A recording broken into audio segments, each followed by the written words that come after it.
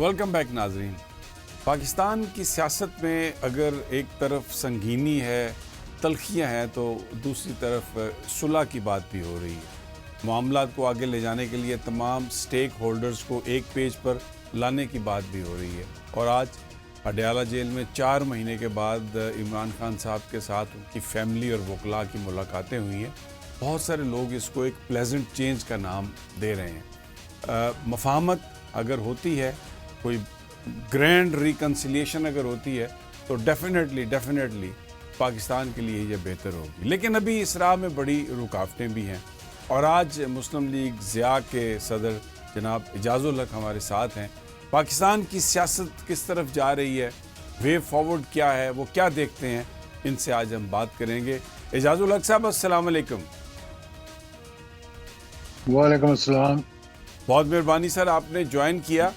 یہ بیان فرمائیے کہ جی جناب، پچھلے کچھ دنوں سے مفاہمت کی بات بھی ہو رہی ہے، پہلے معافی کی بات ہوئی، پھر یہ بات بھی ہوئی کہ معافی کے بغیر بھی سب کچھ ہو سکتا ہے. آپ کی ریڈنگ ہے اس ساری صورتحال میں؟ دیکھیں، ریڈنگ یہ ہے کہ ایک تو اس میں اگر کوئی پیش رفت ہونے لگتی ہے تو ارریلیونٹ لوگ جو ہے نا وہ بیچ میں آ کے رکھنا ڈالنے کی کوشش کرتے ہیں. بائی ارریلیونٹ آئی مین کہ جن کا پاکستان سے اب نہ تعلق ہے، نہ ان کو یہاں کی خبریں پتہ ہیں، نہ ان کو یہ معلومات ہیں کہ یہاں کیا ہو رہا ہے، پاکستان میں کیا ماحول ہے، ہمیں کیا کرنا چاہیے. اور باہر بیٹھ کر وہ ہمیشہ اس قسم کی بات کرتے ہیں کہ معاملات کو آگے لے جانے کے بجائے پیچھے کی طرف دھکیلتے ہیں. اب اس میں ایجنڈا کیا ہے یہ مجھے پتہ نہیں ہے. جن لوگوں نے بھی کوشش کی یا جو کوئی مفاہمت کی بات کرتا ہے اس کو صبح شروع کرتے ہیں گالیاں دینے اور شام تک لے جاتے ہیں، including some of the very relevant people in P T I. مطلب جن کو یہ چاہیے کہ وہ اگر کوئی مفاہمت کے لیے ایک قدم آگے بڑھاتے ہیں نا تو ان کو چاہیے کہ وہ 10 قدم آگے بڑھائیں. بلکہ اگر یہاں سے کوئی ایک قدم آگے بڑھاتا ہے تو وہ 10 قدم اس کو پیچھے دھکیلنے کی کوشش کرتے ہیں. ہر کسی کی یہ خواہش ہے کہ ملک کے اندر ایک اچھا ماحول پیدا ہو، ملک کے اندر ایک بہتری آئے، ملک کے اندر پولیٹیکل سٹیبلٹی آئے، ملک کے اندر ایک پارلیمنٹ کے اندر ایک اچھا اپوزیشن ایک کردار ادا کرے. لیکن یہاں تک جو اس نیچ تک بات پہنچی ہے وہ اسی وجہ سے پہنچی ہے کہ ضد اور انا کو مسئلہ بنا کر معاملات کو سلجھانے کے بجائے الجھایا گیا ہے. تو میں سمجھتا ہوں کہ جو لوگ یعنی کہ پارلیمنٹ کے اندر بھی ہیں، جو چاہے وہ حکومت کی سائڈ پہ بیٹھے ہوئے ہیں، وہ بھی چاہتے ہیں کہ کوئی بہتری آئے. جس طرح 26ویں ترمیم کے وقت ایک اچھا ماحول پیدا ہو گیا تھا، جس طرح پرائم منسٹر نے کھڑے ہو کر کہا اسپیکر کو کہ بھائی اگر آپ کوئی معاملات کرانے کی کوشش کرتے ہیں تو میں حاضر ہوں. لیکن کسی نے اس سے اپروچ ہی نہیں کیا، بلکہ الٹا اس کو برا بھلا کہا ہوگا. تو اس وجہ سے میں سمجھتا ہوں، اور یہ اچھی بات ہے. دیکھیں کہ ان کی کوئی کتابیں بھی پہنچائی گئی ہیں. آج میں ٹویٹر پہ دیکھ رہا تھا کسی نے تھرڈ پرسن نے کوئی کتابیں بھجوائی جیلر کو، تو وہ بعد میں انہوں نے ٹویٹ کیا کہ جی وہ خان صاحب تک پہنچ گئے ہیں. اگر ان کی فیملی ملنے گئی ہے یہ بھی بہت اچھی بات ہے. اور جن کی فیملی میں پرابلم ہوئے ہیں جیسے ان کے بہن کی بچوں کے ساتھ، تو وہ بھی میں سمجھتا ہوں کہ اس مسئلے کو بھی الجھانے کی ضرورت ہے، سلجھانے کی ضرورت ہے.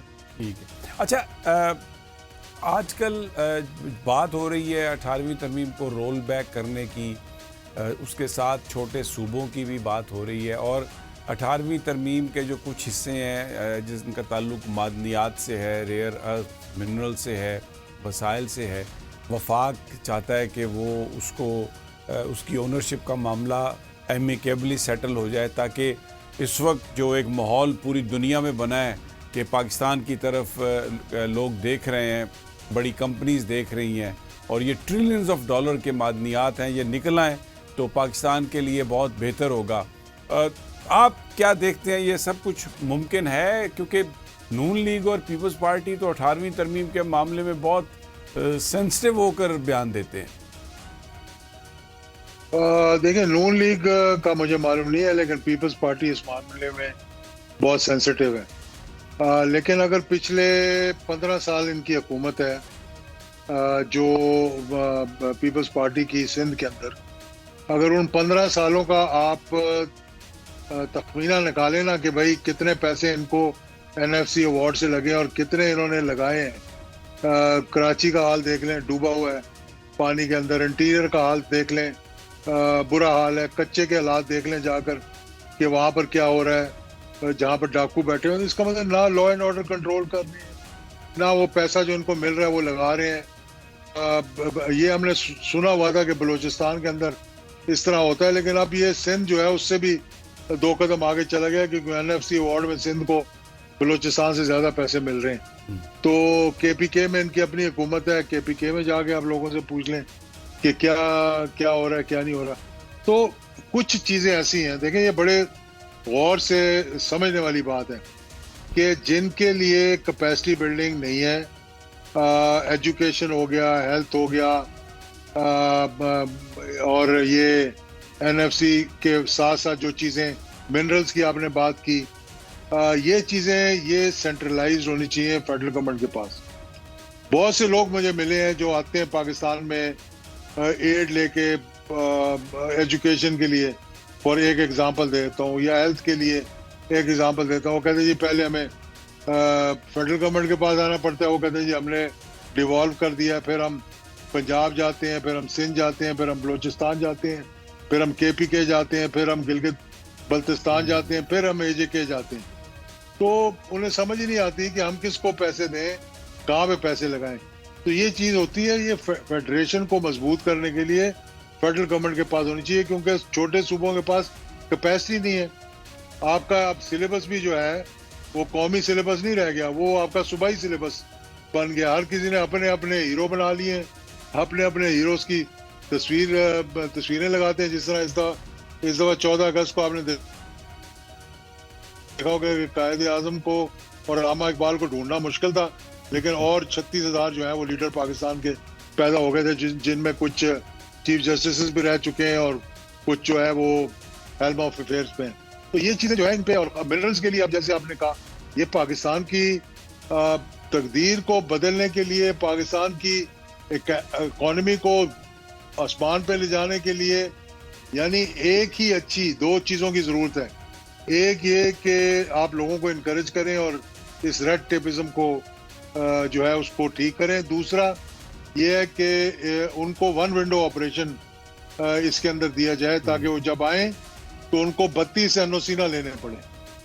یعنی ہم چین کے ساتھ آج کل ہمارا بڑا دیکھا جاتا ہے، ساری دنیا پاکستان اور چین کو کے حوالے سے ریلیونٹ دیکھ رہی ہے، لیکن چین سے ہم نے یہ نہیں سیکھا کہ آپ نے اپنے ملک کو کیسے ڈیولپ کرنا ہے، آپ نے کس طرح آگے کی طرف چلنا ہے. آپ صرف JF تھنڈر کی حد تک نہ جائیں، آپ نیچے جا کر دیکھیں کہ آپ نے اپنی پروڈکشن کو، انڈسٹری کو، اپنی مینوفیکچرنگ کو کس طرح بہتر کرنا ہے. اگر آپ خود نہیں کر سکتے تو ان سے جا کے سیکھیں.